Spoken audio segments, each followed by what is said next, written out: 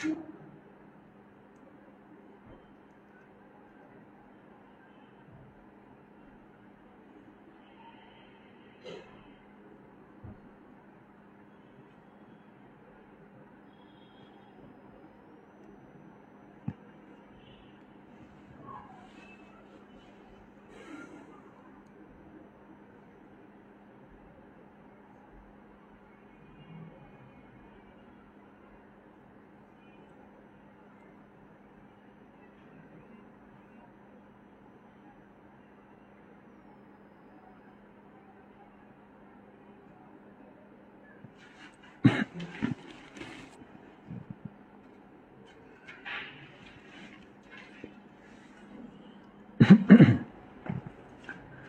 আলাইকুম, আপনাদের সকলকে আজকের লাইভ ক্লাসে স্বাগতম জানাচ্ছি। আমি আকবর স্যার।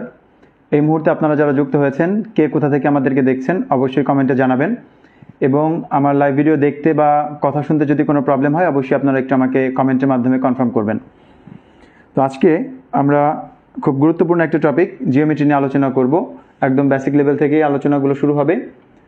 তো আশা করছি যে আপনারা এখনও যারা যুক্ত হতে পারেননি, খুব অল্প সময়ের মধ্যেই ক্লাসটিতে যুক্ত হতে পারবেন, এবং আপনারা যারা জয়েন করেছেন ইতিমধ্যে অবশ্যই ক্লাসটি শেয়ার করে দেবেন, যাতে করে আপনাদের মতো অন্যান্য যারা আছে তারাও আজকে ক্লাসটিতে অংশগ্রহণ করতে পারে।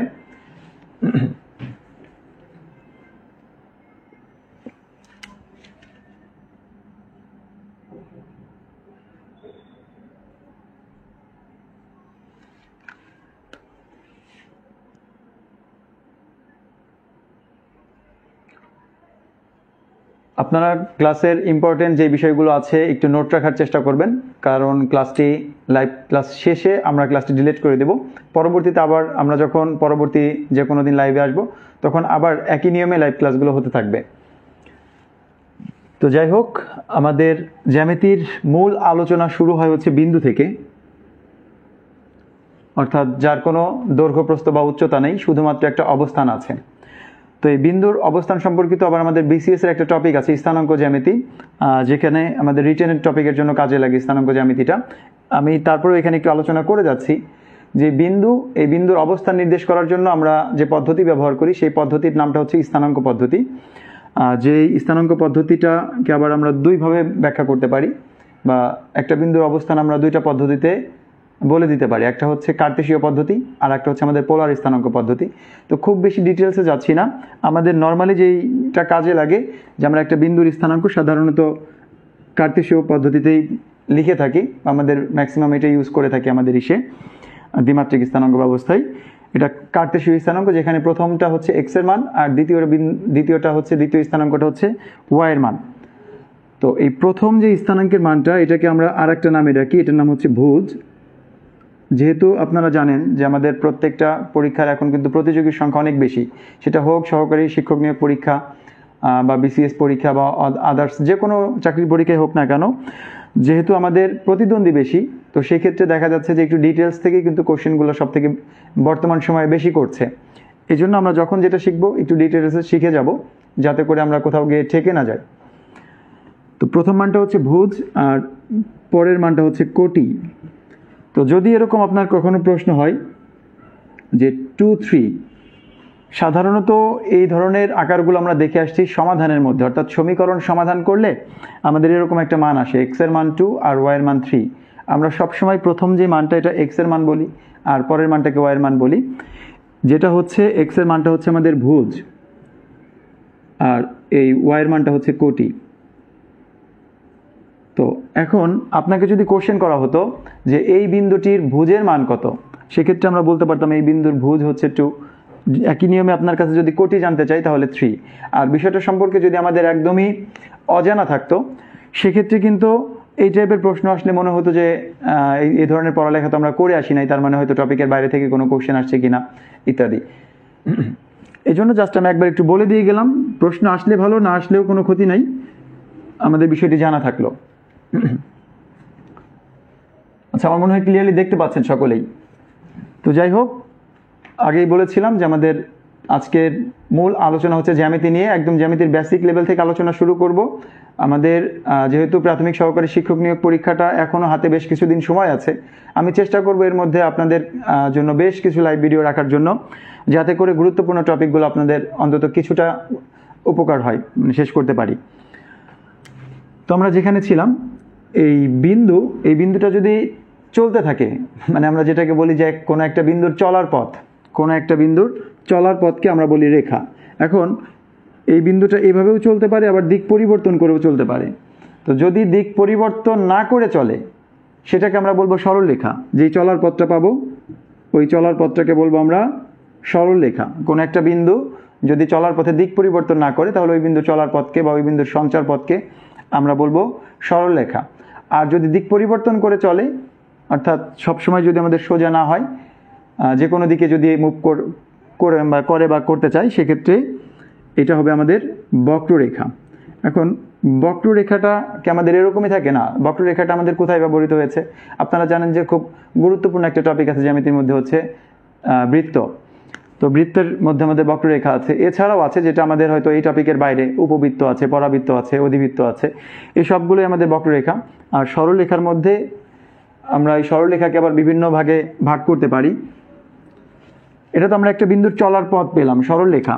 মনে রাখবো যে এই সরলরেখার কোনো প্রান্ত বিন্দু নাই। বৈশিষ্ট্য মনে রাখবেন, সরলরেখার ক্ষেত্রে কোনো প্রান্ত বিন্দু নাই।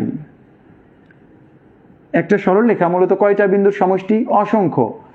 আপনি এখানে অনেকের মধ্যে হয়তো ধারণা হতে পারে যে একটা সরলরেখা হয়তো দুইটা বিন্দু মিলে একটা সরলরেখা হয়েছে। না, একটা সরলরেখার মধ্যে হাজার হাজার কোটি কোটি বিন্দু আছে, পাশাপাশি মিলিত হয়ে একটা সরলরেখা গঠন করেছে। তো এই জন্য সরলরেখার ক্ষেত্রে কোনো প্রান্ত বিন্দু নাই। এটাকে আমরা যত খুশি তত দুই পাশে বর্ধিত করতে পারি। এই সাইডেও বর্ধিত করতে পারবো, অপর পাশেও আমরা বর্ধিত করতে পারবো, দুইটা সাইডে আমরা ইচ্ছা করলে বাড়াতে পারি। তো এই ক্ষেত্রে আমরা বলবো যে সরলরেখার কোনো প্রান্ত বিন্দুও নাই, সরলরেখার নির্দিষ্ট কোনো দৈর্ঘ্যও নাই। এরপরে এই সরলরেখা থেকে যদি আমরা নির্দিষ্ট একটা অংশ কেটে নিই, সরলরেখার যে কোনো একটা নির্দিষ্ট অংশ কেটে নিয়েছি, দুইটা বিন্দু দ্বারা বা দুইটা প্রান্ত বিন্দু সৃষ্টি করে আমরা সরলরেখা থেকে একটা অংশ কেটে নিলাম। যেহেতু এই অংশটুকু কেটে নিয়েছি, এর শেষও আছে, শুরুও আছে, শেষটাও আছে, শুরুটাও আছে, যে আমরা নির্দিষ্ট পরিমাণ একটা অংশ কেটে নিয়েছি। তো যেহেতু সরলরেখার অংশ, এজন্য এটার নাম হয়েছে রেখাংশ। রেখার কিছুটা অংশ রেখাংশ, যার দুইটা প্রান্ত বিন্দু আছে এবং এর দৈর্ঘ্যটা নির্দিষ্ট। আশা করি আপনারা বিষয়গুলো তুলে নিতে পারছেন। আমি আপনাদের কমেন্টগুলো দেখব, কিছুটা আলোচনা করে দেন কমেন্টগুলো দেখছি। আচ্ছা, আমি আগে একটু দেখে নিই যে দেখা গেল অনেকে যদি আবার সাউন্ড শুনতে না পারেন, এ ধরনের কোনো প্রবলেম আছে কি না।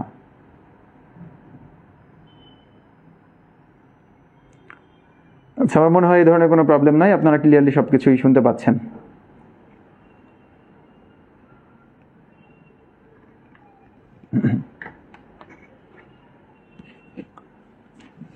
তো যাই হোক, আমরা যেখানে ছিলাম আবার একটু চলে যাচ্ছি, যে এই রেখাংশের ক্ষেত্রে কোনো দুইটা প্রান্ত বিন্দু আছে এবং দৈর্ঘ্যটাও কিন্তু নির্দিষ্ট। আমি সম্পূর্ণ বিষয়গুলো লিখছি না, অন্তত আপনারা শুনে শুনে হলেও এটা নোট রাখতে পারবেন। এরপর আমরা কি এরকম কখনো দেখেছি যে একটা প্রান্ত বিন্দু আছে কিন্তু আর একটা সাইডে তীর চিহ্ন? এটা সব থেকে বেশি ব্যবহৃত হয়েছে কোথায়? আমরা যখন সম্পাদ্যগুলো অঙ্কন করতাম, লিখতাম যে কোনো রশ্মি বিই থেকে এ এর সমান করে একটা অংশ কেটে নেই। এরকম কিন্তু অনেক করে আসছি স্কুল লাইফে। তো সেক্ষেত্রে এটার নাম হচ্ছে রশ্মি, যেটার একটা মাত্র প্রান্ত বিন্দু আছে, আর একটা সাইড খোলা, যেটাকে আমরা ইচ্ছা মতো বর্ধিত করতে পারবো। প্রান্ত বিন্দু যেহেতু একটা, এই কারণে আমরা এটার ক্ষেত্রেও বলতে পারবো না যে রশ্মির কোনো নির্দিষ্ট দৈর্ঘ্য আছে, এটা বলা যাবে না।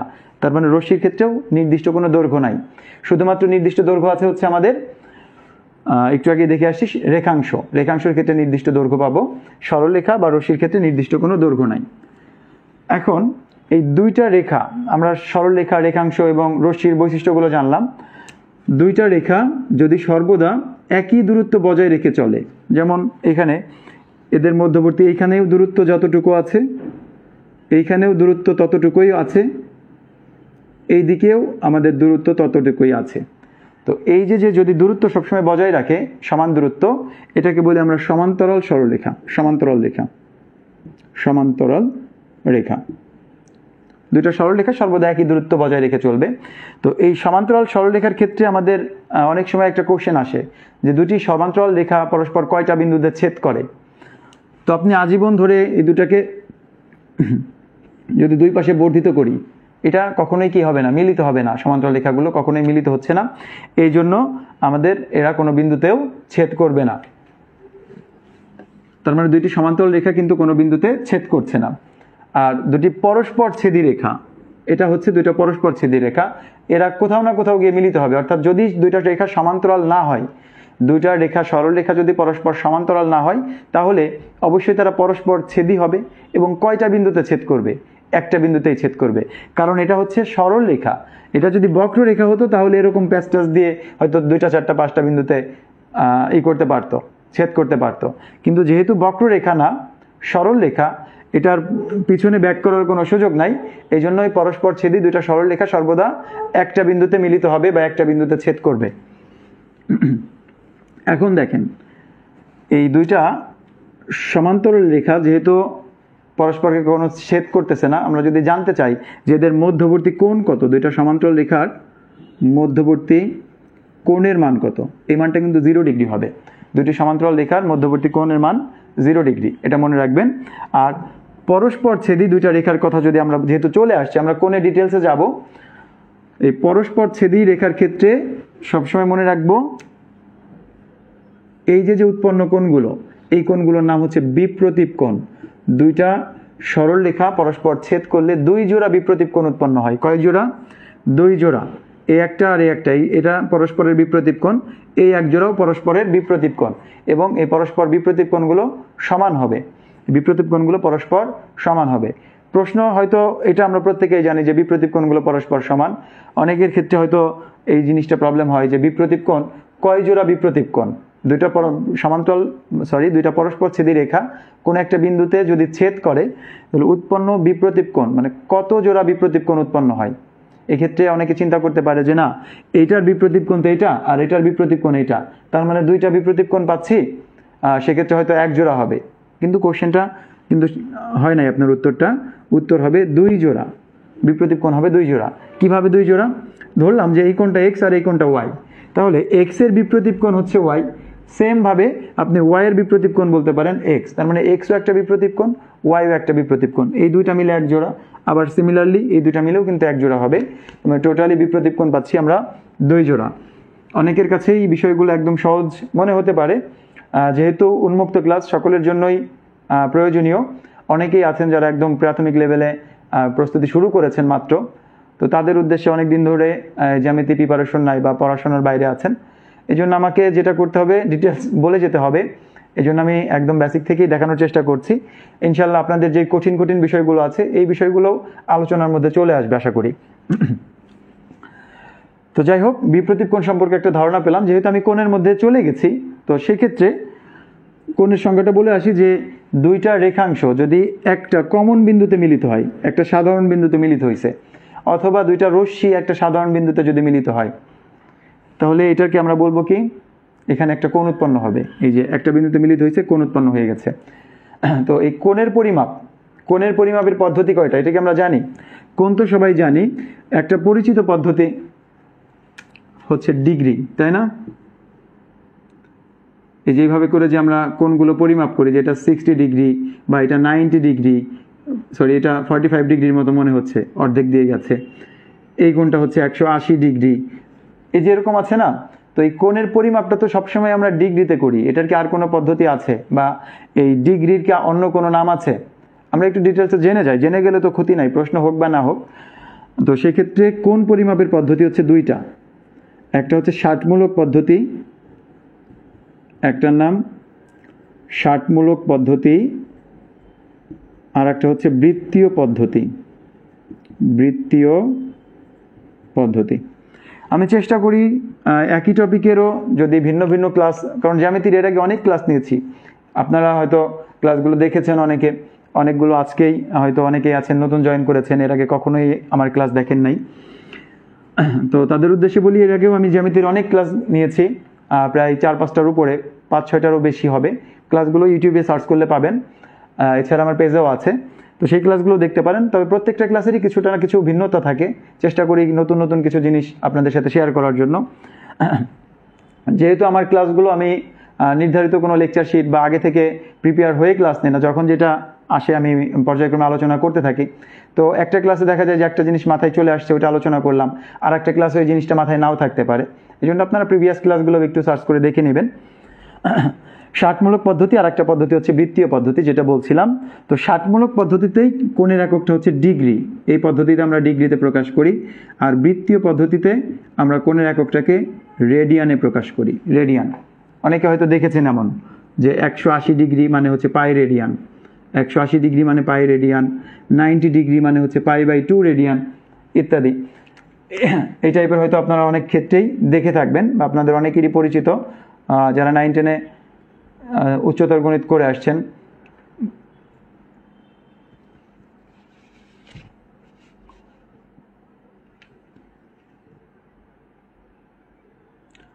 হ্যাঁ, রেখারশ্মি রেখাংশের পার্থক্য বলে আসছি, আপনি হয়তো মিস করেছেন। রেখা, রশ্মি এবং রেখাংশ তিনটারই আমরা পার্থক্য বলে আসছি। একটা 2টা প্রান্তবিন্দু আছে, একটার একটা আছে, আর একটার কোনো প্রান্তবিন্দুই নাই। প্রত্যেকটা জিনিসই আমরা আলোচনা করে আসছি।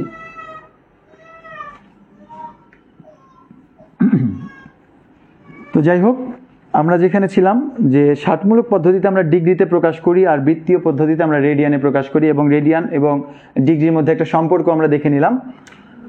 এখন আপনারা কি জানেন এই ডিগ্রির সাথে মিনিট এবং সেকেন্ডের একটা সম্পর্ক আছে? মিনিট এবং সেকেন্ড। এই যে ষাটমূলক, ষাট কথাটা কোথা থেকে আসছে? ষাটমূলক, এই 1 ডিগ্রি সমান হচ্ছে 60 মিনিট। 1 ডিগ্রি ইকুয়াল টু কি? 60 মিনিট। হয়তো অনেকের জানা, অনেকেরই অজানা থাকতে পারে। তো এই মিনিটকে আমরা সাধারণত উপরে একটা দাগ দিয়ে লিখি, যেমন ইঞ্চি, তারপর আমাদের কি বলে ফুট ইত্যাদিতে যেমন আমরা এই যেরকম 1-2টা দিয়ে লিখি, এটার ক্ষেত্রেও আমরা 1 ডিগ্রি সমান 60 মিনিট। আবার 1 মিনিট সমান 60 সেকেন্ড। এই মানগুলো তো আপনি জানেন, মিনিটের থেকে সেকেন্ডের সম্পর্ক জানেন। এই মিনিট সেকেন্ডের সাথে কোণেরও একটা সম্পর্ক আছে, যেটা মাত্র আমরা দেখলাম। তো যেহেতু কোণ সম্পর্কে আলোচনা হচ্ছিল, এই জন্য কোণের যে পরিমাপ পদ্ধতি, এই 2টা পরিমাপ পদ্ধতি নিয়ে একটু বললাম যে কোণের পরিমাপ পদ্ধতি হচ্ছে 2টা, একটা ষাটমূলক পদ্ধতি আর একটা হচ্ছে বৃত্তীয় পদ্ধতি। ষাটমূলক পদ্ধতিতে আমরা ডিগ্রিতে প্রকাশ করি আর বৃত্তীয় পদ্ধতিতে আমাদের রেডিয়ানে প্রকাশ করি। আচ্ছা, আপনারা যদি একটু মনে রাখতে পারেন, একটু নোট করে রাখতে পারেন, এটা পাই ইকুয়াল টু হচ্ছে 180 ডিগ্রি। যাদের জানা নেই তাদের জন্য বলছি, 90 ডিগ্রি। পাই/3 হচ্ছে 60 ডিগ্রি, পাই/4 45 ডিগ্রি, পাই/6 30 ডিগ্রি। ওকে, তো এটা থেকে যে প্রশ্ন আসবেই এরকম না, বা এখন পর্যন্ত কোশ্চেন এখান থেকে আসেও নাই, ঠিক আছে? তারপরেও বলে গেলাম, কারণ কখন কোথা থেকে কি প্রশ্ন আসবে আমাদের তো আর আমরা জানি না, তাই না? সবসময় যে একদম ধারাবাহিকভাবে প্রশ্নগুলো হবে এটাও যেমন সঠিক নয়, একটু ভিন্নতা আসতেই পারে যে কোনো সময়, যে কোনো পরীক্ষায়। এই জন্য আমার মনে হয় যে সব বিষয় সম্পর্কে ধারণা থাকাটা বেটার।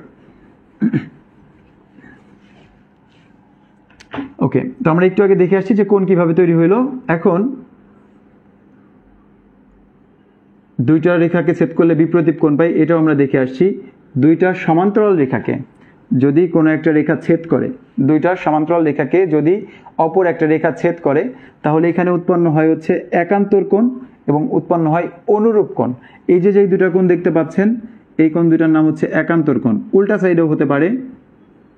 এবং এই একান্তর কোণগুলো পরস্পর সমান, একান্তর কোণগুলো পরস্পর সমান।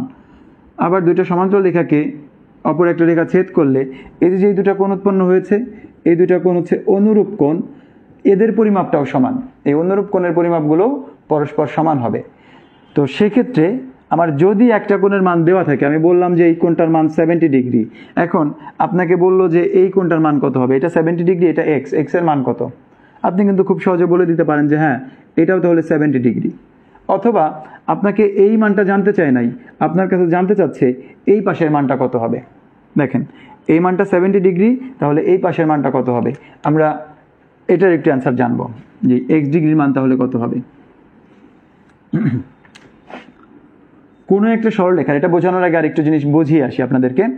কোনো একটা সরলরেখার উপর অপর একটা রেখাংশ কোনো একটা বিন্দুতে যদি মিলিত হয়, কোনো একটা সরলরেখার উপরস্থ একটা বিন্দুতে আলাদা একটা রেখাংশ এসে মিলিত হয়েছে, এখানে মিলিত হলে আপনারা দেখতে পাচ্ছেন এখানে 2টা কোণ উৎপন্ন হয়েছে, 2টা। এই কোণ 2টার নাম অনেকেই জানি, অনেকেই জানি না। এই 2টা কোণকে বলা হয় সন্নিহিত কোণ। এই দুইটা কোণকে আমরা বলি সন্নিহিত কোণ। এই সন্নিহিত কোণ দ্বয়ের সমষ্টি হচ্ছে 180 ডিগ্রি। এই দুইটা কোণ মিলে কত হবে? এই দুইটা কোণের সমষ্টি 180 ডিগ্রি, দুইটা মিলে হবে 180 ডিগ্রি সব সময়। কারণ আমরা জানি কোনো সরল রেখার উপর একটা বিন্দুতে যেই কোণ উৎপন্ন হয় এটার নাম হচ্ছে সরল কোণ।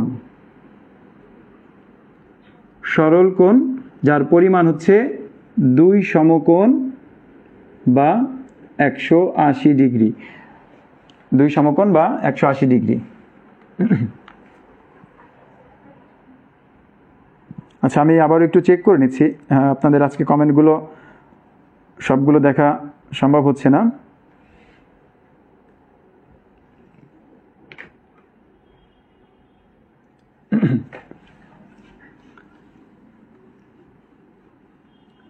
তো একটু আগে আমরা যেটা দেখলাম যে সন্নিহিত কোণ, এখন সন্নিহিত কোণ কি শুধুমাত্র এরকম থাকলেই হবে? না, আপনার যদি এই যে এরকমও হয়, এটাও তো একটা সরল রেখার উপরে, এই কোণটা আর এই কোণটা হবে সন্নিহিত কোণ, এবং দুইটার সমষ্টি কত হবে?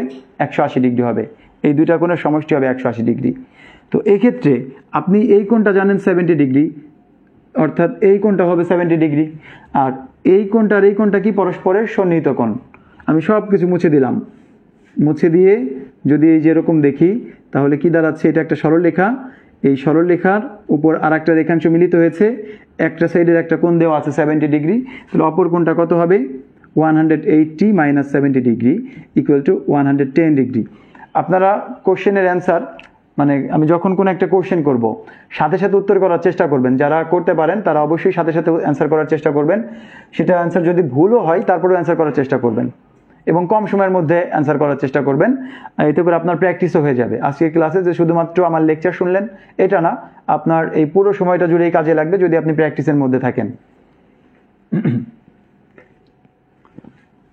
তাহলে এটা আমার মনে হয় বুঝতে পেরেছেন। আমরা দেখি যে আমরা কতটুকু ক্লিয়ার হলাম।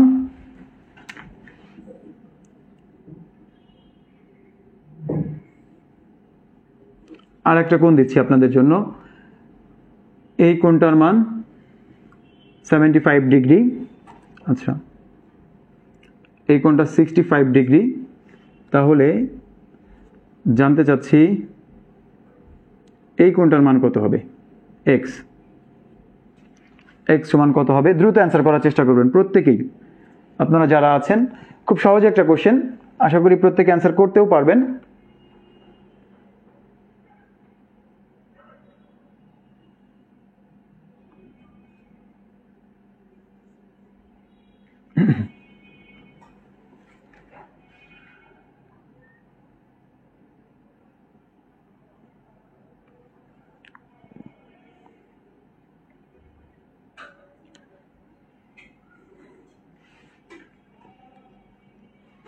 আমরা অলরেডি কয়েকটা অ্যান্সার পেয়ে গিয়েছি। কেউ 65 অ্যান্সার দিয়েছেন, কেউ 115 দিয়েছেন। আমরা একটু লক্ষ্য করি, এই কোণটা যদি 65 ডিগ্রি হয়, এই যে এই কোণটা, তাহলে এইটাও 65 ডিগ্রি হবে, অনুরূপ কোণ। এইটার এটা 65 ডিগ্রি, তাহলে এই কোণটা তো তার সন্নিহিত অপর কোণ। 180 ডিগ্রি থেকে 65 ডিগ্রি মাইনাস করি, মাইনাস করলে যেটা হবে এটাই রেজাল্ট। তাহলে এখানে থাকে হচ্ছে 15 আর 100, টোটাল মিলে 115 ডিগ্রি। যারা 115 ডিগ্রি অ্যান্সার করেছেন প্রত্যেকের অ্যান্সারটা হয়েছে।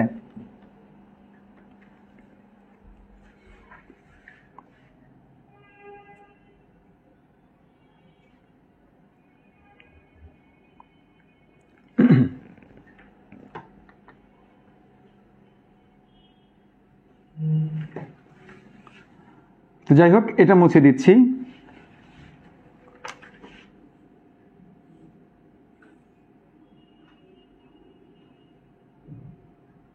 আচ্ছা, এটা দেখে অবশ্যই আপনারা বুঝতে পারছেন যে এটা একটা সামান্তরিক ক্ষেত্র বা একটা চতুর্ভুজ আকৃতির সামান্তরিক ক্ষেত্র, তাই তো? তো এই সামান্তরিকের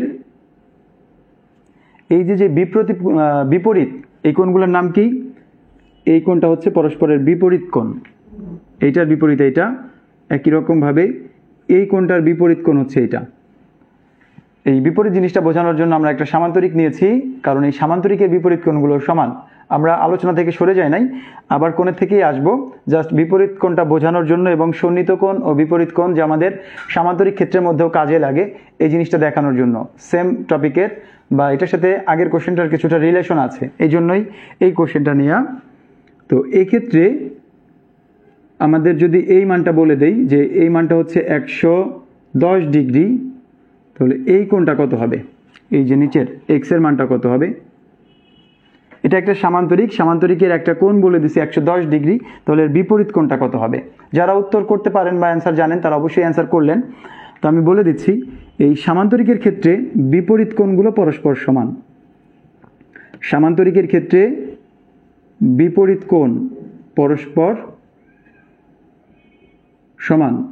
এখন এটা নিয়ে আবার এটা ভাববেন না যে সমস্ত চতুর্ভুজের জন্যই কিন্তু বিপরীত কোণগুলো সমান না, শুধুমাত্র কি বলা হচ্ছে, সামান্তরিকের ক্ষেত্রে বিপরীত কোণগুলো পরস্পর সমান হবে।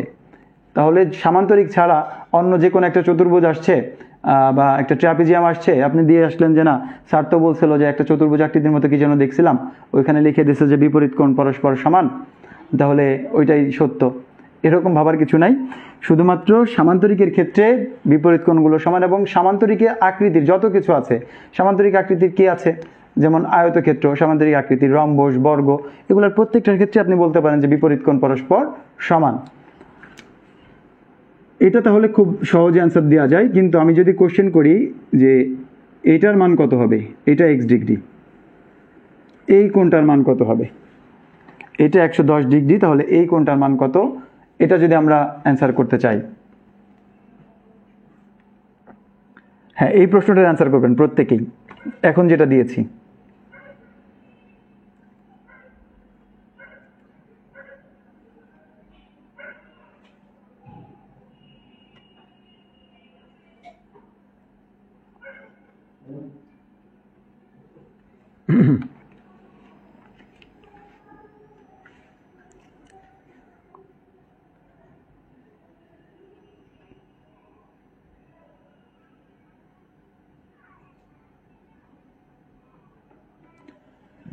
আপনারা প্রত্যেকে একটু উত্তর করার চেষ্টা করবেন যে এই কোণটার মান কত হবে। আচ্ছা, আমি অলরেডি 3-4টার মতো অ্যান্সার পেয়েছি।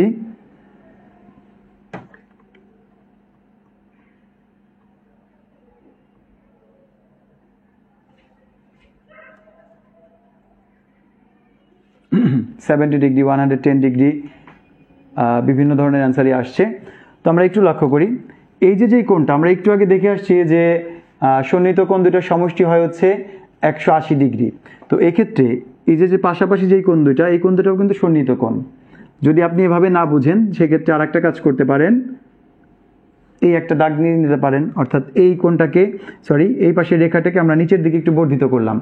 বর্ধিত করলে বা আপনি এই সাইডেও বর্ধিত করতে পারেন, এই কোণটা কি হবে, অনুরূপ কোণ, তার মানে এটাও 110 ডিগ্রি। যদি ওইভাবে না বুঝেন, এটা 110 ডিগ্রি হলে বাকিটা কত হবে, 180 বিয়োগ হচ্ছে 110 ডিগ্রি, রেজাল্ট হবে 70 ডিগ্রি। আশা করি বুঝতে পেরেছেন।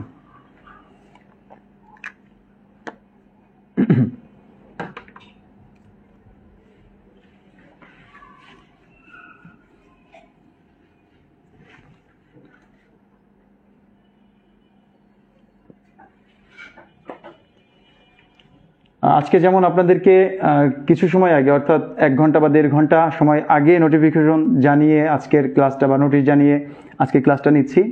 অনেক ক্ষেত্রে এমনও হতে পারে যে আপনাদেরকে বিনা নোটিশেও ক্লাসে চলে আসতে পারি, এটা হচ্ছে আমার সময় পাওয়ার উপর নির্ভর করবে। যেমন আজকের ক্লাসটা সরাসরি আমি বাসায় এসেই ওই অবস্থায় শুরু করেছি।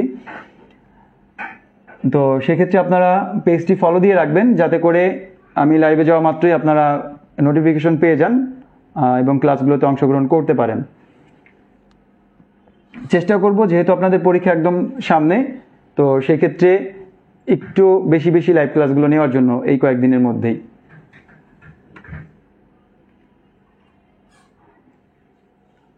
ওকে, তাহলে আমরা এই সামান্তরিকের বিষয়টা কিছুটা ক্লিয়ার হলাম। এই বিপরীত কোণ এবং সন্নিহিত কোণের আরও একটা প্রশ্ন আছে, এটাও একটু সেরে আসি। সেটা হচ্ছে যে আমরা একটা বৃত্ত নিলাম,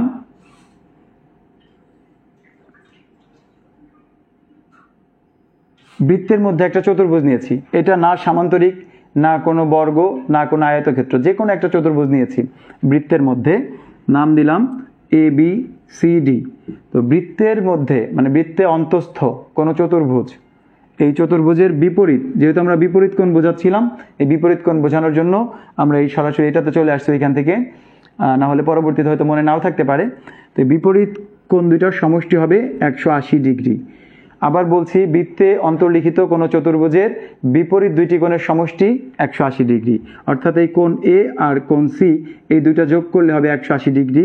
কোণ বি আর কোণ ডি এই দুইটা যোগ করলে হবে 180 ডিগ্রি। বৃত্তস্থ সবার জন্য না, কিন্তু শুধুমাত্র যেই চতুর্ভুজটা দিয়ে একটা বৃত্ত অঙ্কন করা যায়, অর্থাৎ যেই চতুর্ভুজের 4টা শীর্ষবিন্দু বৃত্তের পরিধির উপর অবস্থিত, এ সকল চতুর্ভুজের ক্ষেত্রে সেটা যে কোনো আকৃতির হোক না কেন, বিপরীত কোণগুলোর সমষ্টি কী হবে? 180 ডিগ্রি। এখন এই কোণটা যদি 80 ডিগ্রি হয় তাহলে এটা কত হবে? 100 ডিগ্রি। দুইটা মিলে 180 ডিগ্রি। আবার এই কোণটা যদি 105 ডিগ্রি হয় তাহলে বাকি এইটা হবে 85 ডিগ্রি। দুইটা মিলে হবে 180 ডিগ্রি।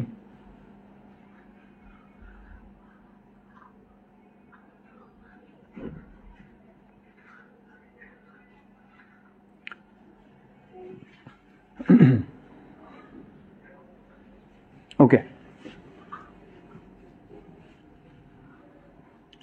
হ্যাঁ, লাইভ ক্লাসগুলো নিলে আমি সাধারণত রাত 10টা থেকে 10:30টার মধ্যেই নিই, শুরু করি। আর প্রতিদিন লাইভ ক্লাস হয় না।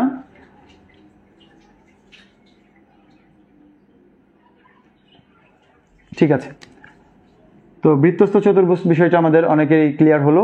আর একটা বিষয়, আমরা যদি একটা ত্রিভুজ নেই, এই ত্রিভুজের 3টা বিন্দু দিয়ে বা কোনো 3টা বিন্দু যদি একটা সরল রেখার উপর অবস্থিত না হয়, কোনো 3টা বিন্দু যদি একটা সরল রেখার উপর অবস্থিত না হয়, এক কথায় আমরা যেটাকে বলি যে 3টি বিন্দু যদি সমরেখ না হয়, সমরেখ না হলে কয়টা বিন্দু? 3টি বিন্দু। 3টি বিন্দু সমরেখ না হলে এই 3টি বিন্দু দিয়ে কেবলমাত্র একটি বৃত্ত আঁকা যাবে। কয়টা বৃত্ত আঁকা যাবে? একটি বৃত্ত আঁকা যাবে। হয়তো অনেকে জানেন, অনেকে জানেন না। 3টি বিন্দু সমরেখ না হলে ওই 3টি বিন্দু দিয়ে অবশ্যই কি আঁকা যাবে? একটা মাত্র বৃত্ত আঁকা যাবে। এটা শিখে রাখবো আমরা। আর একটু আগে তো বৃত্তস্থ চতুর্ভুজ বলে আসছি। আমরা বৃত্ত, তারপর চতুর্ভুজ, এগুলো নিয়ে আরো ডিটেলস আলোচনা হবে। আমরা আজকে হচ্ছে কোণ নিয়ে, কোণের ভিতরে বিপরীত কোণ নিয়ে আলোচনা আসছে, এই জন্য বিপরীত কোণ জাতীয় যত প্রবলেমগুলো আছে এগুলো আমরা একটু বলে আসলাম। এরপরে দেখেন, বিপরীত কোণ নিয়ে আরেকটু আলোচনা আছে। কোনো একটা ত্রিভুজের 3 কোণের সমষ্টি আপনিও জানেন 180 ডিগ্রি, আমিও জানি 180 ডিগ্রি। এটা নিয়ে খুব বেশি প্রবলেম হয় না, কারণ আর কিছু না পারলেও এটা বাঙালি জানে যে ত্রিভুজের 3 কোণের সমষ্টি হচ্ছে 180 ডিগ্রি। এরপরেও দেখা যায় যে এই সহজ কোশ্চেন, মানে সহজ টপিক থেকেও একটা দুটো প্রশ্ন দেয়। এটা দেয় হচ্ছে এটার জন্য যে আপনি যে কোনো চাকরির পরীক্ষায় অংশগ্রহণ করেন না কেন, আপনার যদি কোনো প্রিপারেশন নাও থাকে তাহলেও দেখবেন আপনি বেশ কিছু প্রশ্নের অ্যান্সার দাগিয়ে আসতে পারতেছেন। এটা হচ্ছে যে আপনাকে পরীক্ষার প্রতি একটু আগ্রহী করে তোলা, যে আমি যদি আরেকটু প্রিপারেশন নিতাম তাহলে আজকে না পড়ে এতগুলো পেরে গেছি, পড়লে আরেকটু বেশি পারতাম। এটা হচ্ছে জাস্ট পরীক্ষার প্রতি একটু আগ্রহী করে তোলা, যাতে আমাদের পরীক্ষার অ্যাপ্লিকেন্ট সংখ্যা একটু বেশি হয়। তো যাই হোক, এই জন্য কিছু কিছু সহজ কোশ্চেন থাকবেই, যে আপনাকে হয়তো কোশ্চেন এরকমও বলবে, মাঝে মধ্যে কোশ্চেন এরকম আসে যে বাংলাদেশের রাজধানীর নাম কি। তো এই ত্রিভুজের আমার প্রশ্ন এটা না যে 3 কোণের সমষ্টি কত, এটা আমার কোশ্চেন না। আমি যেটা বলতে চাচ্ছি যে এই ত্রিভুজের মধ্যে সব থেকে বড় বাহু কোনটা? আপাতত আমার কাছে দেখে মনে হচ্ছে বড় বাহু এইটা, আর সব থেকে ছোট বাহু এইটা, তাই না? তো প্রশ্ন হচ্ছে এটা যে কোন ত্রিভুজের ক্ষুদ্রতর বাহুর বিপরীত কোণ, কোন ত্রিভুজের ক্ষুদ্রতর মানে ছোট বাহুর বিপরীত কোণ। ক্ষুদ্রতর বাহুর অনেক সময় আসে যে নিচের কোণটি সঠিক, এরকম বৈশিষ্ট্য থাকে, তখন এই কোন বৈশিষ্ট্যগুলো সঠিক এটা আপনাকে অ্যান্সার করতে হয়। ক্ষুদ্রতর বাহুর বিপরীত কোণ, এগুলো আপনারা যখন স্কুল লাইফে পড়ে আসছেন, উপপাদ্যের মধ্যে অনেক পড়ে আসছেন। ক্ষুদ্রতর বাহুর বিপরীত কোণ এটা ক্ষুদ্রতর হবে, সবসময় মনে রাখবেন। মানে যেই বাহুটা ছোট তার বিপরীত কোণটাও ছোট। এখন কোণের বিপরীত নাই বুঝছেন, বাহুর বিপরীত কোণটাকে আমরা বুঝি এই বাহুর সামনে যেটা আছে সেইটা, বাহুর সামনে যেটা আছে সেটাই। তার মানে ক্ষুদ্রতর বাহুর মানে ছোট বাহুর বিপরীত কোণ ছোট, বড় বাহুর বিপরীত কোণটা কি হবে? বড় হবে। সহজে মনে রাখবেন, ছোট বাহুর বিপরীত কোণ ছোট, বড় বাহুর বিপরীত কোণ বড়।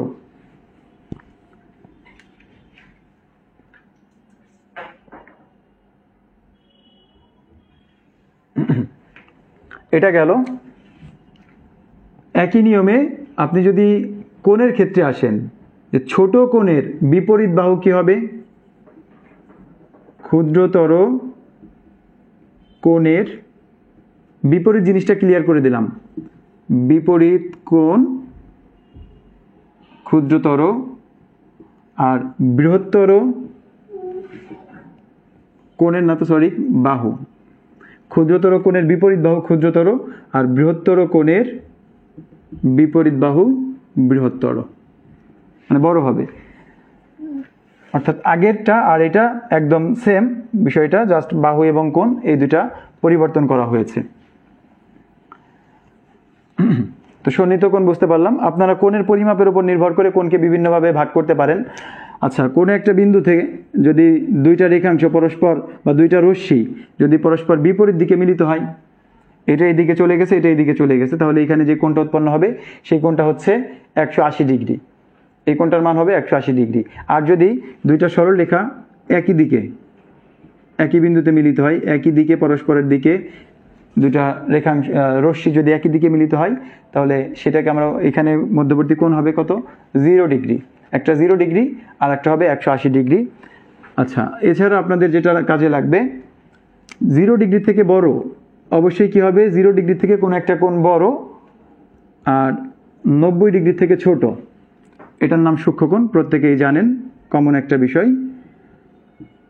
90 ডিগ্রি থেকে বড়, 180 ডিগ্রি থেকে ছোট স্থূলকোণ, এটাও আপনাদের পরিচিত।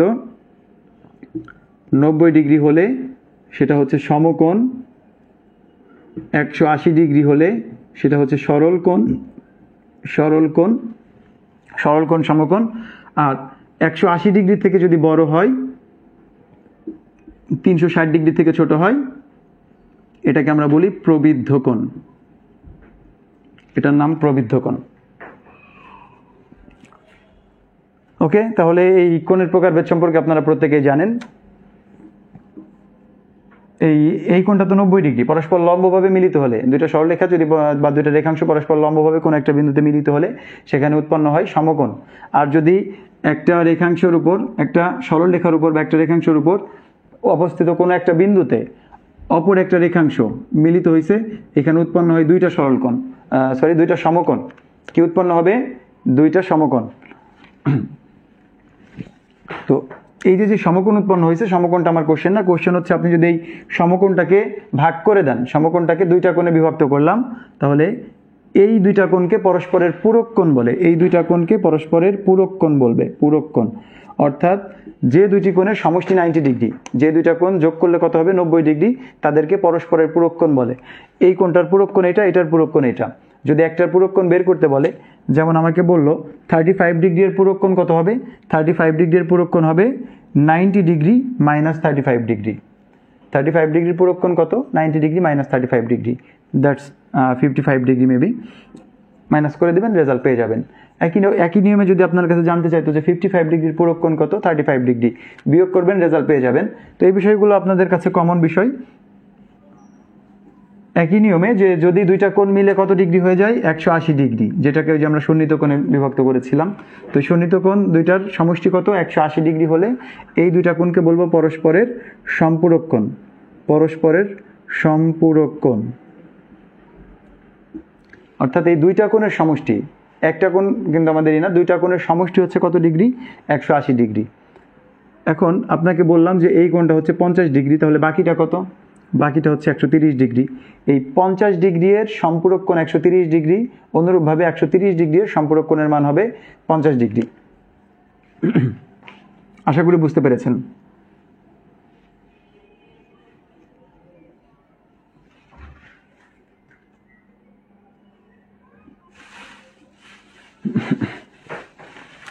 সম্পূরকোণ পুরকোণ সম্পর্কে আমাদের মোটামুটি একটা ধারণা হলো, এবং এখান থেকে প্রশ্ন আসে এখান থেকে প্রাথমিক সহকারী শিক্ষক নিয়োগ পরীক্ষা বলেন, আদার্স যে কোনো পরীক্ষায় এখান থেকে প্রশ্ন হয় সম্পূরকোণ পুরকোণ থেকে, যতই সহজ টপিক হোক না কেন। আবার অনেকে ভুলও করে আসে, অনেকে চিন্তা করে যে পুরকোণ এবং সম্পূরকোণটাকে মিশিয়েও ফেলে অনেকে, যে 90 ডিগ্রি থেকে বিয়োগ করার কথা ছিল পুরকোণে, সেখানে 180 ডিগ্রি থেকে বিয়োগ করে দিয়ে আসে। আবার 180 ডিগ্রি থেকে বিয়োগ করার কথা ছিল, সেখানে 90 ডিগ্রি থেকে বিয়োগ করে দিয়ে আসে। কারণ পরীক্ষার হলে মাথায় এমনি একটা প্রেশার থাকে, যার কারণে ভুল হওয়াটা স্বাভাবিক। একটু মনোযোগ সহকারে খেয়াল রাখলে দেখা যাবে যে আর এই ভুলগুলো হবে না। ঠিক আছে, পুরকোণ সম্পূরকোণ হলো, একান্তর কোণ হয়েছে, বিপ্রতীপ কোণ হয়েছে, প্রবৃদ্ধ কোণ সম্পর্কে বলেছি, মোটামুটি কোণ সম্পর্কে ভালো একটা ধারণা হলো আমাদের। এরপর আমরা যদি ত্রিভুজ সম্পর্কে বলি, তো আচ্ছা, আর একটা প্রশ্ন আসে, যেমন যে 253 ডিগ্রি, এই কোণটা কি কোণ? এটা কিন্তু প্রবৃদ্ধ কোণ। কেন প্রবৃদ্ধ কোণ? কারণ হচ্ছে এই মানটা 180 ডিগ্রি থেকে বড়। কিছুক্ষণ আগে বলে আসছিলাম যে আমাদের 180 থেকে বড় হয়ে গেলে সেটার নাম দেব প্রবৃদ্ধ কোণ, তাই তো? প্রবৃদ্ধ মানে এই যে বৃদ্ধ, বয়স বেশি হয়ে গেলে বৃদ্ধ হয়ে যায় না? আর এটা হচ্ছে ওই প্রো ভার্সন, যেমন বিভিন্ন অ্যান্ড্রয়েড ফোনের প্রো ম্যাক্স, তারপর হচ্ছে যে প্রো, যে মানে যে কোনো একটা নতুন আপডেট আসলেই সামনে একটা প্রো লাগিয়ে দেয়, তো এটা হচ্ছে কোণের বৃদ্ধ হয়ে গেছে, কিন্তু আপডেট একটা ভার্সন প্রবৃদ্ধ। যাই হোক,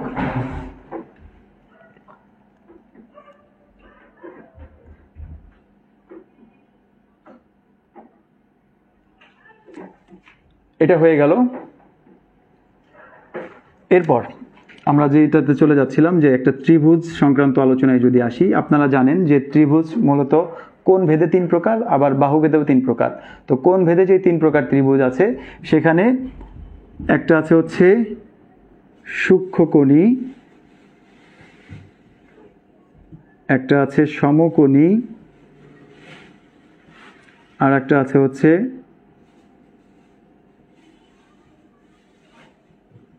স্থূলকোণী। সূক্ষ্মকোণী, সমকোণী এবং স্থূলকোণী। তো সূক্ষ্মকোণী, সমকোণী এবং স্থূলকোণী ত্রিভুজের মধ্যে মানে কোনটার বৈশিষ্ট্য কি? আপনারা হয়তো প্রত্যেকেই জানেন যে একটা সূক্ষ্মকোণ, একটা স্থূলকোণ আর একটা সমকোণ, কিন্তু এই বিষয়গুলো একটু দেখেন তো। এই সূক্ষ্মকোণ কয়টা? এটার সূক্ষ্মকোণ হচ্ছে 3টাই সূক্ষ্মকোণ। সূক্ষ্মকোণী ত্রিভুজে 3টেই সূক্ষ্মকোণ। সমকোণী ত্রিভুজের ক্ষেত্রে একটি সমকোণ আসে। সমকোণী ত্রিভুজের একটি কোণ সমকোণ, অপর 2টা কোণ কি কোণ? অপর 2টা কোণই সূক্ষ্মকোণ, আর 2টি সূক্ষ্মকোণ। সূক্ষ্মকোণী ত্রিভুজের একটা হচ্ছে সমকোণ আর 2টা হচ্ছে সূক্ষ্মকোণ। স্থূলকোণী ত্রিভুজে একটি স্থূলকোণ আর অপর 2টা সূক্ষ্মকোণ। তাহলে সূক্ষ্মকোণীতে 3টাই সূক্ষ্মকোণ, সমকোণীতে একটা সমকোণ, 2টা সূক্ষ্মকোণ, স্থূলকোণীতে একটা স্থূলকোণ, আর বাকি 2টা হচ্ছে আমাদের সূক্ষ্মকোণ। তো এই ক্ষেত্রে আপনারা আরেকটা জিনিস মনে রাখবেন, যে সমকোণী ত্রিভুজের ক্ষেত্রে পিথাগোরাসের ফর্মুলাটা মানবে, অর্থাৎ অতিভুজ স্কয়ার সমান কি লম্ব স্কয়ার প্লাস ভূমি স্কয়ার। এটা প্রত্যেকেই জানেন, অতিভুজ স্কয়ার সমান লম্ব স্কয়ার প্লাস ভূমি স্কয়ার। কোনো বিষয়ে যদি আপনাদের কিছু জানার থাকে, আপনারা অবশ্যই প্রশ্ন করতে পারেন, আমি চেষ্টা করব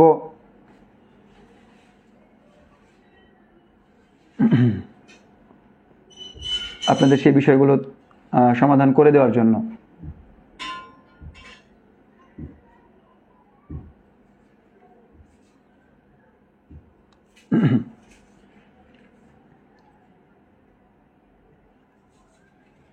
ওকে, এটা আমার মনে হয় যে আপনারা বুঝতে পেরেছেন। আমরা এইগুলোর ব্যাখ্যাতে যাব, বা এই ধরনের যে কোশ্চেনগুলো আছে কোশ্চেনগুলো দেখব পরবর্তীতে। আপাতত জাস্ট একটু আলোচনা করে যাচ্ছি। তো সমকোণী ত্রিভুজের ক্ষেত্রে যদি ত্রিভুজের ক্ষেত্রফল জানতে চাই, এটাও খুব সহজ। সমকোণী ত্রিভুজের ক্ষেত্রফল, সমকোণী ত্রিভুজের ক্ষেত্রফল হচ্ছে হাফ ইন্টু ভূমি গুণ উচ্চতা। এটা দিয়ে আপনি সমকোণী ত্রিভুজের ক্ষেত্রফল বের করতে পারেন। এখন কোন ত্রিভুজের, আমরা কোন ভেদে আলোচনা করলাম, বাহু ভেদে যদি বলি, কোন ত্রিভুজের 3টা বাহু সমান হয়ে গেলে সেটার নাম হবে সমবাহু। কোন ত্রিভুজের 3টা বাহু সমান হয়ে গেলে নাম দেব সমবাহু, 3টাই ইকুয়াল। তো এই সমান সমান বাহুগুলোর দৈর্ঘ্যকে আমরা এ দিয়ে প্রকাশ করি। সমান সমান বাহুগুলোর দৈর্ঘ্যকে আমরা এ দিয়ে প্রকাশ করি, এবং এই ত্রিভুজের পরিসীমা, যে কোনো ত্রিভুজের পরিসীমা মানে হচ্ছে 3টা বাহুর যোগফল। এই ত্রিভুজের পরিসীমা হবে হচ্ছে 3a, যেহেতু তিনটাই সমান, a plus a plus a, তিনটায় যোগ করলে হবে 3a। আচ্ছা, ত্রিভুজের পরিসীমাকে কি দিয়ে প্রকাশ করে এটা কি আমরা জানি? ত্রিভুজের পরিসীমাকে প্রকাশ করে 2s দিয়ে, 2s 3a। আর শুধু s দ্বারা বোঝায় অর্ধ পরিসীমা, শুধুমাত্র s দ্বারা বোঝায় ত্রিভুজের অর্ধ পরিসীমা, এটাও মনে রাখবেন, এটাও ইম্পর্টেন্ট। তাহলে পরিসীমা হচ্ছে 2s, সমবাহু ত্রিভুজের ক্ষেত্রে 3a, আর এই এসটা হচ্ছে যে কোনো ত্রিভুজের পরিসীমাকে আমরা 2s দিয়ে প্রকাশ করি এবং অর্ধ পরিসীমাকে s দিয়ে প্রকাশ করি। এই সমবাহু ত্রিভুজের ক্ষেত্রে ক্ষেত্রফলটাও মনে রাখবেন, এই সমবাহু ত্রিভুজের ক্ষেত্রফল নিয়েও প্রশ্ন হয়। ক্ষেত্রফল হচ্ছে √3/4a², √3/4a²।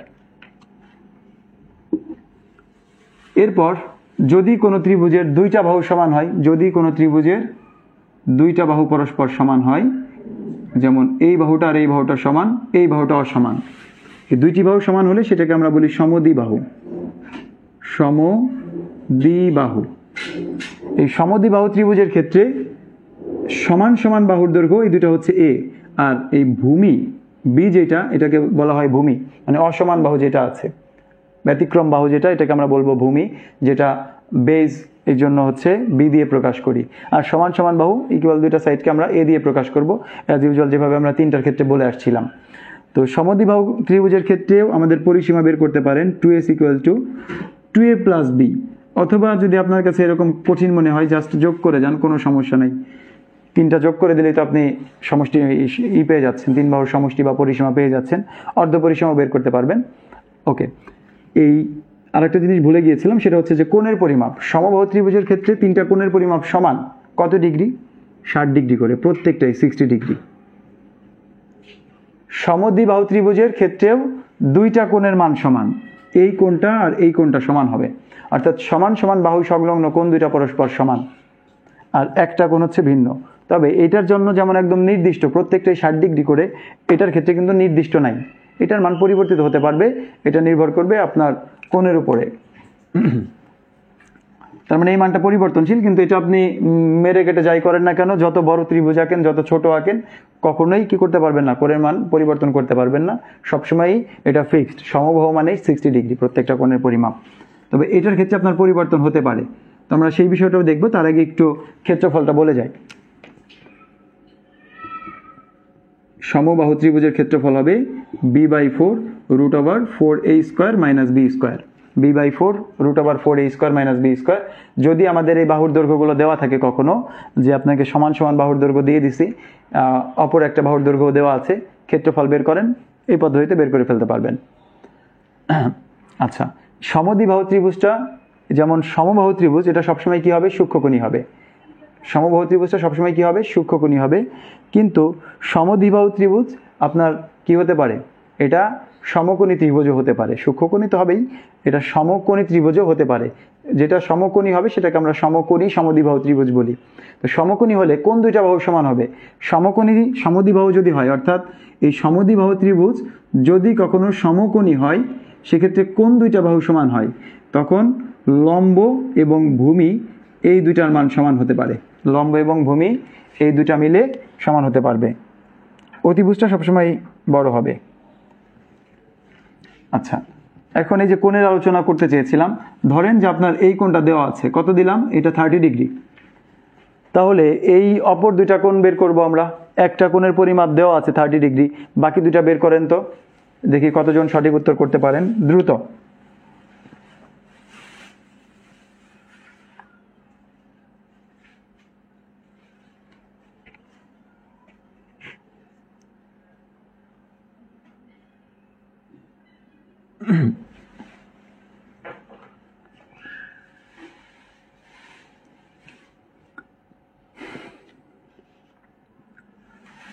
অনেকেই ক্লাসটি ডিলিট না করার অনুরোধ জানিয়েছেন। আমি ক্লাসটি ডিলিট করে দিব, কারণ আপনারা মনে কষ্ট পেতে পারেন। সেক্ষেত্রে আমার করণীয় তেমন কিছুই নাই, কারণ আপনারা দেখেছেন যে আজকে ক্লাসের উপস্থিতি দেখেন, গত দিনের ক্লাসের উপস্থিতি দেখেন, তাহলেই পার্থক্যটা বুঝতে পারবেন। আজকের ক্লাসের গুরুত্বটা আপনাদের কাছে তেমনই আছে, কারণ আপনাদের মনে আছে যে স্যার ক্লাসটা ডিলিট করে দিবে। তো সেই জন্য আমি আপাতত ক্লাসটা, মানে যেই ক্লাসগুলো হবে, ক্লাসগুলো অবশ্যই ডিলিট করে দিব। ইনশাল্লাহ আপনারা ক্লাসে মনোযোগী হয়ে ক্লাসগুলো করতে থাকেন। প্রয়োজনে একই ক্লাস একাধিকবার নেওয়ার চেষ্টা করব। আপনাদের প্রবলেম হলে নেক্সট ক্লাসে জানাবেন, কোনো প্রশ্ন জানার থাকলে সেই বিষয় নিয়ে আলোচনা করব।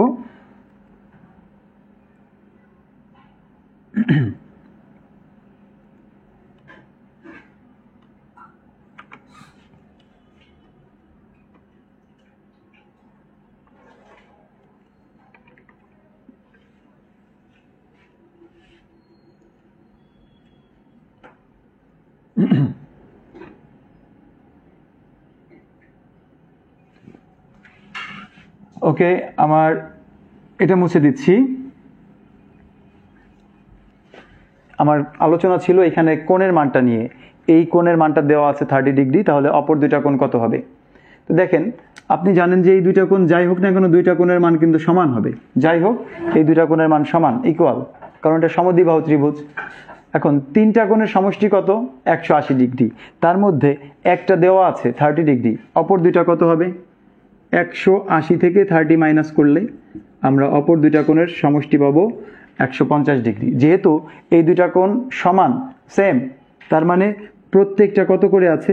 2 দিয়ে ভাগ করে দেন, 75 ডিগ্রি। এটাও 75, এটাও 75, 75 আর 75 150, আর এই 30 মিলে হবে 180। অনেকেই 70 ডিগ্রি দিয়েছেন, 110 ডিগ্রি দিয়েছেন।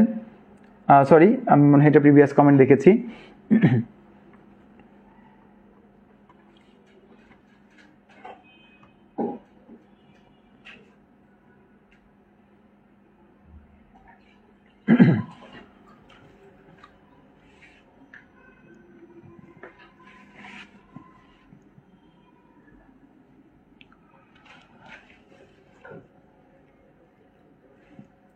ঠিক আছে, এটা আমার মনে হয় যে বুঝতে পেরেছেন। এখন দেখি আমরা আর একটা সমদ্বিবাহু ত্রিভুজ নিব।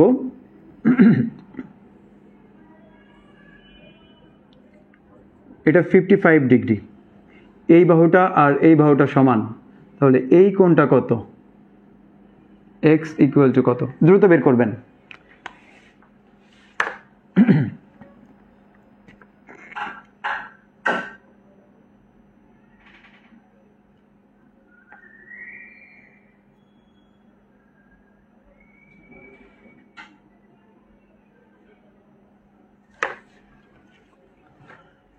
একটা মান দেওয়া আছে, বাকি দুইটা কোণ, এই যে কোণটার মান কত হবে এটা আপনারা একটু বের করবেন।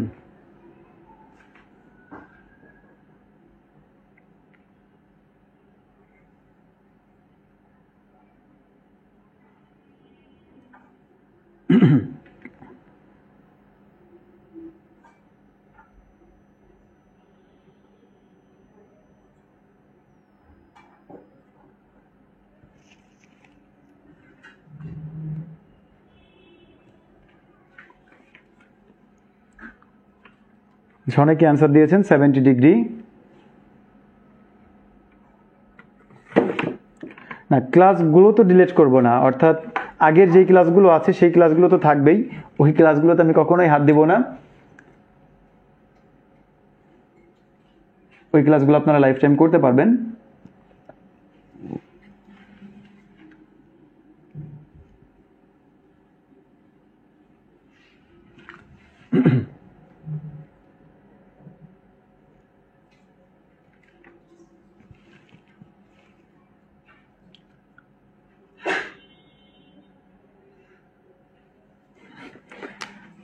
আপনাদের কমেন্ট দেখলে আসলে হাসি পাই। দুলাল ভাই কমেন্ট করেছেন, হাজী মোহাম্মদ মহসিনের পরে আমাকে পেয়েছেন না।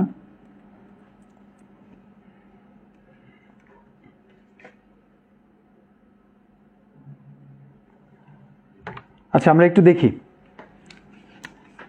এটা যদি 55 ডিগ্রি হয়, এই কোণটা অবশ্যই 55 ডিগ্রি হবে, তার মানে দুইটা মিলে কত হচ্ছে? 110 ডিগ্রি। তাহলে বাকি এই কোণটা কত? 180 ডিগ্রি থেকে 110 ডিগ্রি মাইনাস করলে 70 ডিগ্রি। এই ধরনের প্রশ্নগুলো কিন্তু অনেক আসে, আপনারা জানেন। আমি যদি প্রিভিয়াস কিছু কোশ্চেন দেখাই আপনাদেরকে, তাহলে বুঝতে পারবেন।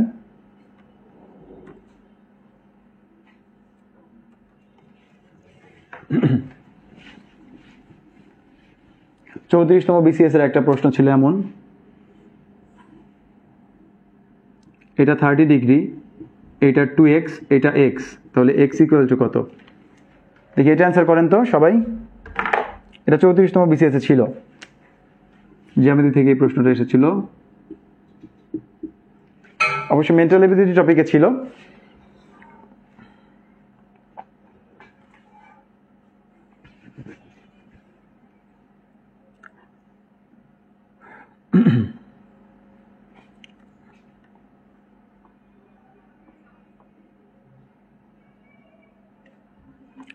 তো এটার জন্য কি আসবে, আমাদের এই তিনটা কোণের পরিমাপ মিলে হবে 180 ডিগ্রি। তো আপনি প্রথমেই যেটা করতে পারেন, এই 30 ডিগ্রি বিয়োগ করে দিতে পারেন 180 থেকে, তাহলে আর কত থাকবে 150 ডিগ্রি।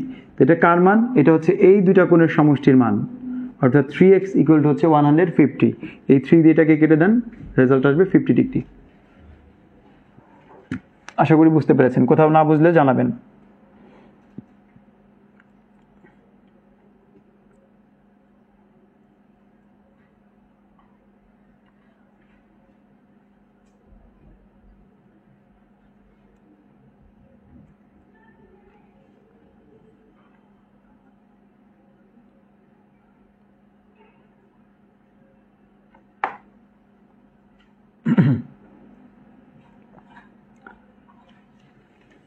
আচ্ছা, আমরা আরো একটা প্রশ্ন নেই।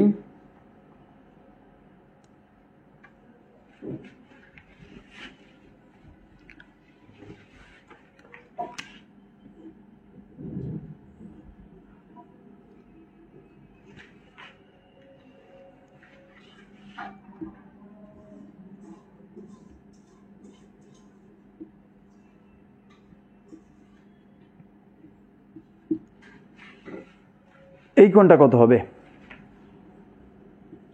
দেখেন, এই বাহুটার দৈর্ঘ্য 5 মিটার, এই বাহুটার দৈর্ঘ্য 5 মিটার, এই কোণটা হচ্ছে 50 ডিগ্রি। তাহলে মান জানতে চাচ্ছি যে এক্স এর মানটা কত। এই যে বাইরের যে কোণটা আছে, নাম দিয়ে দিই এক্স, তাহলে এক্স ইকুয়াল টু হোয়াট।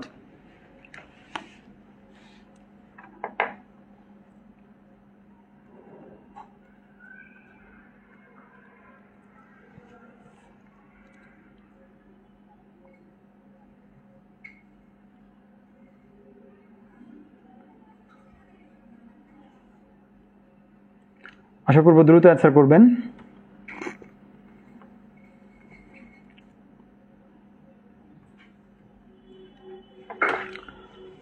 তো একটু যদি লক্ষ্য করি, এই বাহুটা আর এই বাহুটা কিন্তু সমান, তার মানে এটা কি একটা সমদ্বিবাহু ত্রিভুজ।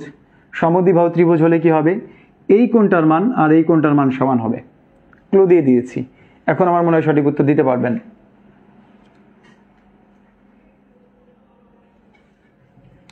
এই দুইটা বাহু সমদ্বিবাহু, তাহলে এই কোণটা 50 ডিগ্রি হলে এই দুইটা কোণের মান সমান হবে।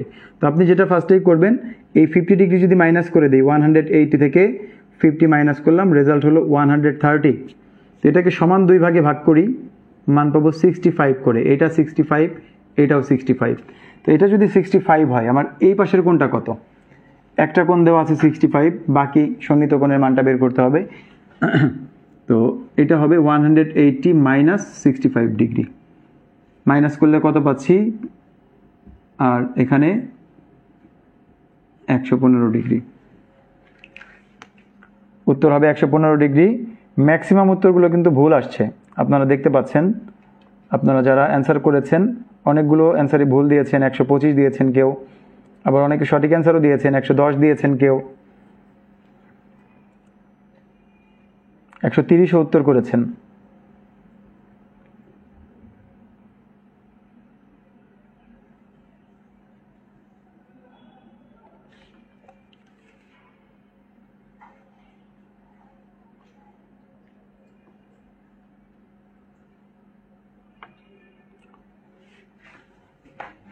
ঠিক আছে, এই ধরনের কোণ নির্ণয়ের প্রশ্নগুলো আমার মনে হয় যে আপনারা চাইলে এখন একটু যদি বেশি বেশি প্র্যাকটিস করেন, সেক্ষেত্রে অ্যান্সার করতে পারবেন।